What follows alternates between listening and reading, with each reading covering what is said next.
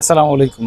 আজকে কথা বলবো সম্পর্কের পাসওয়ার্ড নিয়ে। সম্পর্কের পাসওয়ার্ড শুনতে একটু অদ্ভুত লাগলেও বিষয়টা আসলে প্রায়ই এখন আমাদের সমাজে ঘটে থাকে। যেমন আমার হাতে দেখেন স্বচ্ছ কাঁচের টুকরো দেওয়া আছে। এই কাঁচের টুকরোতে এই পাশ থেকেও দেখলে যেরকম দেখা যায় ঠিক অপর পাশ থেকেও দেখলেও একই রকম দেখা যায়। তা আমাদের সম্পর্কটা থাকা উচিত এরকম একটি স্বচ্ছ কাঁচের টুকরোর মতো, যেন দোনো পাশ থেকে দেখলে একই রকম মনে হয়।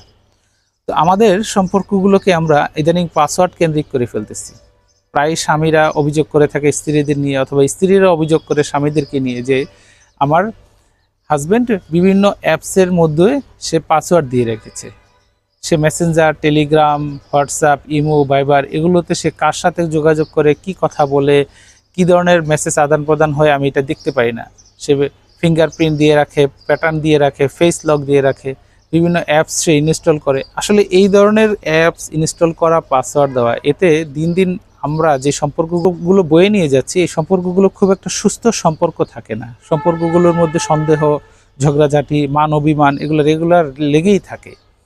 তো আমাদের সম্পর্কগুলোকে সুস্থ রাখার জন্য এরকম কাচের টুকরো যেরকম কাচ দিয়ে যেরকম এক পাশ থেকে অন্য পাশে দেখা যাচ্ছে, এরকম স্বচ্ছ থাকলে, এরকম ট্রান্সপারেন্ট থাকলে আমাদের সম্পর্কগুলো ভালো থাকবে।